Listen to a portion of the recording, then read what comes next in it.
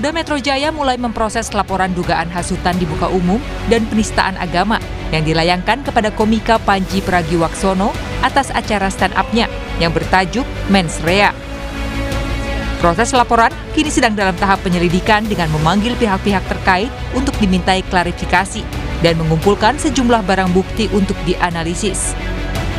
Polisi akan meminta klarifikasi terhadap saksi-saksi yang diajukan oleh pelapor, termasuk memanggil Panji sebagai terlapor dalam kasus ini. Mengumpulkan alat bukti ya dari apa yang disampaikan oleh pelapor tentang terlapor untuk membuktikan apakah ada perbuatan pidana dari kegiatan yang bertajuk tanda kutip Mens Rea tersebut. Selanjutnya perkara ini masih dalam proses penyelidikan. Kami tegaskan proses penyelidikan. Berarti kalau proses penyelidikan, kawan-kawan penyidik akan melakukan klarifikasi kepada masing-masing yang bersangkutan, baik pelapor, saksi maupun saudara terlapor, ya, yang nanti kalau nanti hasilnya akan dilakukan gelar perkara, apakah ada unsur pidana atau tidak, nanti kita akan lihat dari hasil penyelidikan. Laporan yang ditujukan kepada komika Panji yang membawa nama dua ormas Islam terbesar di Indonesia malah dibantah Muhammadiyah dan NU. PP Muhammadiyah tidak mengenal ataupun terafiliasi dengan Aliansi Muda Muhammadiyah yang melaporkan komika Panji Pragiwaksono ke polisi. Ketua Lembaga Bantuan Hukum dan Advokasi Publik PP Muhammadiyah Taufik Nugroho memastikan jika Muhammadiyah tidak pernah mengeluarkan sikap resmi mengenai stand-up komedi Panji Pragiwaksono bertajuk Mens Rea, dan Muhammadiyah bersikap terbuka akan kritik. Muhammadiyah tidak pernah membuat sikap resmi untuk melaporkan yang bersangkutan. Jadi Muhammadiyah itu menerima kritik. Kalau itu memang benar kami jadikan alasan membangun, kalau tidak benar akan kami sampaikan klarifikasi. Tidak pernah ada laporan polisi dari Muhammadiyah. Kalau di pemberitaan menyatakan dari Aliansi Muda Muhammadiyah tidak mengenal organisasi itu. Senada dengan Muhammadiyah, pengurus besar Nahdlatul Ulama menegaskan kalau pelapor yang menamakan Angkatan Muda NU juga tidak mewakili organisasi NU. Ketua PWNU Jateng tidak mempermasalahkan kritikan dan meminta masyarakat tidak perlu menyikapi secara berlebihan, malah mengapresiasi Panji karena menjadi seniman yang kritis. Ya, saya kira Panji Pragiwaksono itu adalah orang yang seniman ya, yang kritis, yang juga didasarkan pada pengalaman, baik pengalaman pribadi maupun masukan-masukan ya. Tentu kita harus terbuka lapang dada terhadap kritikan-kritikan itu. Karena ya kalau benar ya berarti itu kritik membangun buat kita. Kalau tidak benar ini juga kita bisa melihat bahwa ada perspektif yang berbeda dari perspektif yang kita miliki sendiri. Meski masih dalam proses penyelidikan oleh polisi, namun mantan Menko Polhukam Mahfud MD menilai Panji tidak bisa dihukum atas materinya di stand-up komedi Mens Rea, seiring dengan berlakunya Kitab Undang-Undang Hukum Pidana yang baru. Kasus Panji Pragiwaksono ini tidak bisa dihukum. Tidak bisa dihukum. Tidak bisa dihukum. Karena ketentuan ini dimuat di dalam KUHP baru yang berlaku sejak tanggal 2. Oh, karena waktunya dia belum mengatakan berlaku. Bulan Desember. Iya. Meskipun baru tayang sekarang lah ya, hari-hari ini gitu ya. Iya, tapi kan peristiwa pertamanya dia bilang kapan? Kalau ditalang besok tahun depan lagi, ya tetap peristiwanya itu akan dihitung kapan dia mengatakan itu. Kalau Panji tenang, Anda tidak akan dihukum. Tidak akan dihukum Mas Panji, tenang. Nanti saya yang bela. Stand-up komedi Mens Rea Panji Pragiwaksono menjadi viral di media sosial dan menjadi sorotan usai tayangan di platform tontonan berbayar Netflix.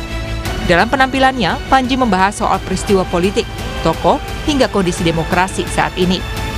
Tim Liputan Kompas TV.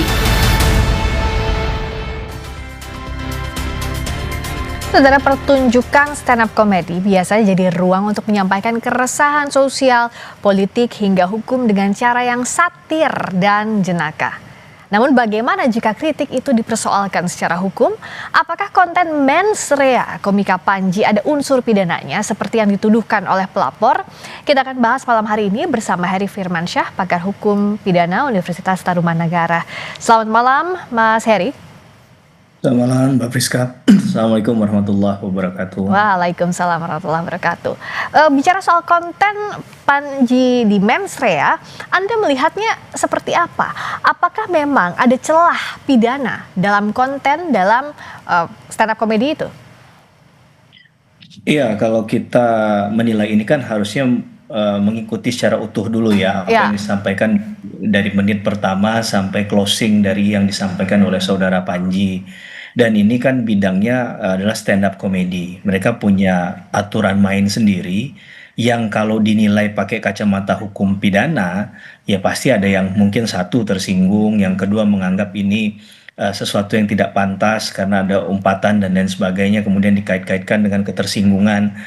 Ya, penilaiannya akan menjadi rancu di sana karena sekali lagi penilaian terhadap stand up comedy ini kan ada aturan yang mereka pegang sendiri ya secara pedoman ya, dan tentu itulah yang mengalir dalam apa yang disampaikan oleh saudara Panji dalam tajuk Mensrea yang dilakukan ya secara live tadi, dan kemudian masuk ke dalam satu platform digital yang terkenal, dan kemudian ini muncul orang-orang yang melaporkan. Padahal kalau kita lihat ini kan kritik ya, kalaupun mau dikemak sebagai kritik, nothing personal sebenarnya, tidak ada urusan antara orang per orang di sana.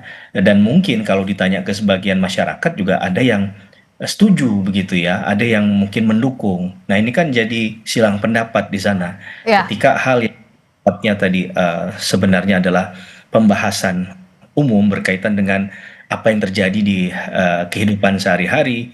Ini kan jadi batasannya semakin tidak jelas, dan ruang masuknya hukum pidana semakin menurut saya semakin bias di situ ya. Padahal kan harus ada lex serta, lex scripta, lex stricta dalam pengaturan hukum pidana. Nah, hemat saya dalam konteks ini tentunya poin yang mana yang kemudian dianggap menyinggung tadi. Kalaulah kemudian kalimat itu bicara pada ke orang per orang, maka harusnya melekat pada diri pribadi ya, dan itu kategorinya bisa delik aduan absolut, orang yang merugikan yang memberikan aduan secara langsung. Nah kalau ini kemudian menggunakan aliansi, istilah apapun itu, dan ternyata setelah dikonfirmasi kepada pihak yang punya kekuasaan dominan di sana untuk memutuskan, dan ternyata mereka tidak pernah menyuruh untuk melakukan tindakan itu, ini kan semakin, kalau kita bicara legal standing, agak jadi persoalan juga di sana. Walaupun pasal yang digunakan pasal 300, 301 KUHP yang baru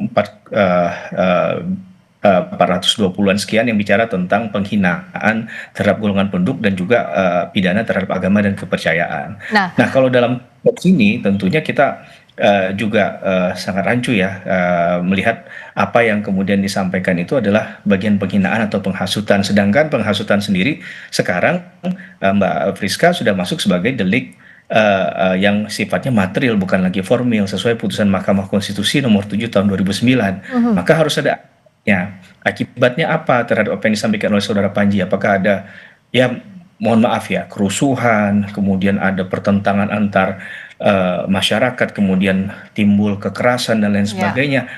Sampai pada detik ini kan sebenarnya tidak ada, hanya beberapa orang yang mungkin bereaksi dengan melaporkan tadi. Walaupun sekali lagi ini adalah bagian dari negara hukum berdemokrasi juga, yang mau melaporkan itu ya silahkan, karena pasalnya memang ada mengatur hal itu begitu ya. Cuman kan kalau kita bicara dalam ketentuan KUHP yang baru, jangan lupa pedoman pemidanaan bahkan di pasal 53 itu mengatakan bahwa hakim itu mengatasnamakan hukum dan keadilan, dan ketika ada pertentangan antara keadilan dan kepastian hukum, keadilannya yang didahulukan, Mbak Friska. Mas, kita akan bahas sedikit-sedikit soal ini. Satu tadi soal ini tuh harus ada akibatnya dulu karena ini material. Nah tapi bicara soal agar tidak jadi asumsi atau kayak ini, kalau ketersinggungan ini kan sederhananya bicara soal rasa. Tapi kan kalau hukum nggak bicara soal rasa ya Mas ya. Maksudnya harus ada batasan yang jelas itu tadi.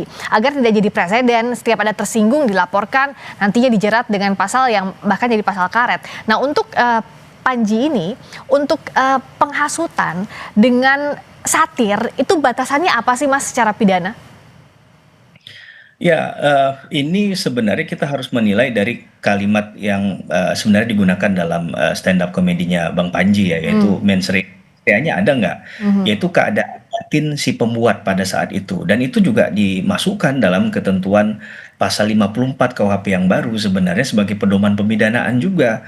Apakah kemudian itu ada sifat yang personal? Kan susah ya membuktikan sifat yang personal kemudian membuat batasan secara umum setiap bukan harus seperti ini, seperti itu. Saya jadi ingat Warkop dulu ya pernah mengeluarkan statement yang bagus gitu bahwa tertawalah sebelum tertawa itu dilarang, dan ternyata ini kejadian begitu ketika orang mau tertawa pun harus terlalu diatur, maka harusnya tidak susahlah terlalu bawa perasaan gitu ya, baper ya. Kalau memang ini adalah bagian dari stand up comedy, apakah kemudian stand up comedy itu dihapuskan atau kemudian dibatasi?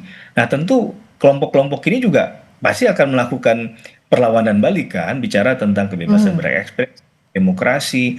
Apakah kemudian